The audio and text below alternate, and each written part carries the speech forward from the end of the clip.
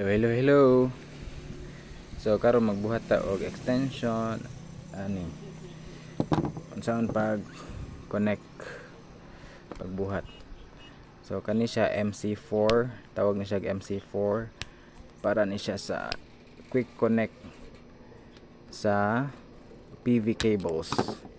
So kani siya nana siya marka positive. Pero positive. Kanya ang kani negative side. So i-connect nimo ana siya. Nya sa sulod ana siya metal para mo conduct ang electricity. Kani sa male, female. So ang male ang positive. Unya ang imong isud amo ana ang kaning dako og lungag kaning male. Kaning male dako og lungag. Nya ang kaning female napon ni siya gamay og lungag. Duha man naka connection kani. Dako og lungag og gamay. Kay para sud ana diri sa sulod mo clip na siya.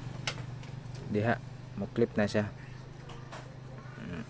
Muna siya mo conduct og electricity sa sulod. So karon magbuhat ta ani. Magbuhat ta og male. Bawa kani ang male. So atong i-crimp. Let's try.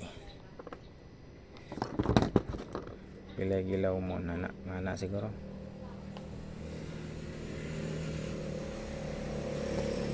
Okay, ana i-connect ani. Diri na siya sud. Diri kutob. So ang atong wire pwede ta mo ana diri. Ana. So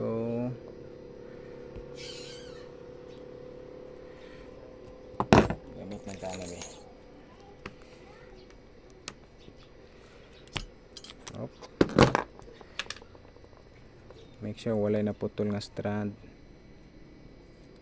Wala na putol oh. Akong giusab kay na naputol nga strand.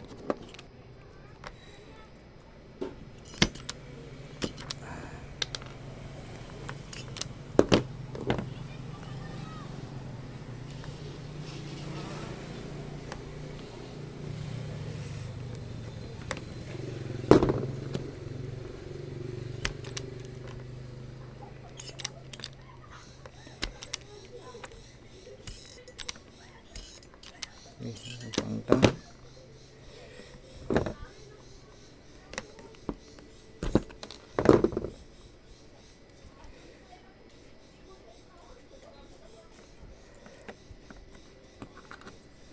Email dako.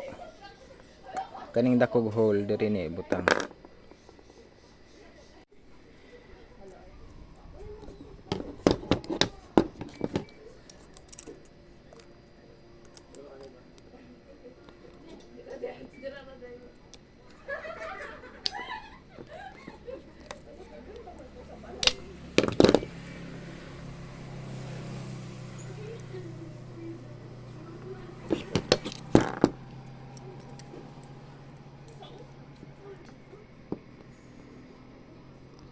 Mas maayo bawgon nimo siya pasulodaan ang kanang iyang kon para masuod siya sa ngipon sa crimper.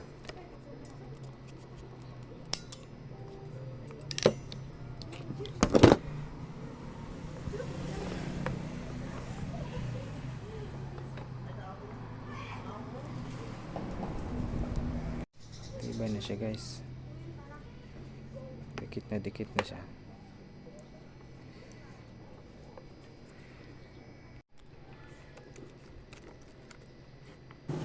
Yan kani siya na siya sleeve pang seal. Ya mo clip na siya. Dapat mo clip na siya kung mutingog na siya. Igsuod nimo. Ya pahugtan na lang nimo para mo seal ang katong rubber sa sulod. Dili makasud ang tubig ug moisture.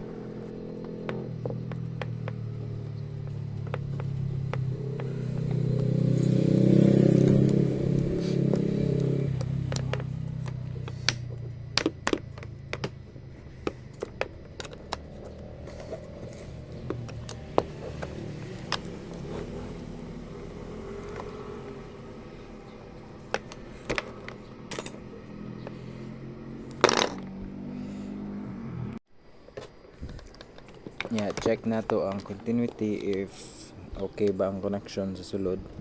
Pag mutingog gani na siya good continuity. Pareha na ni tingog so okay na siya yang connection. Good.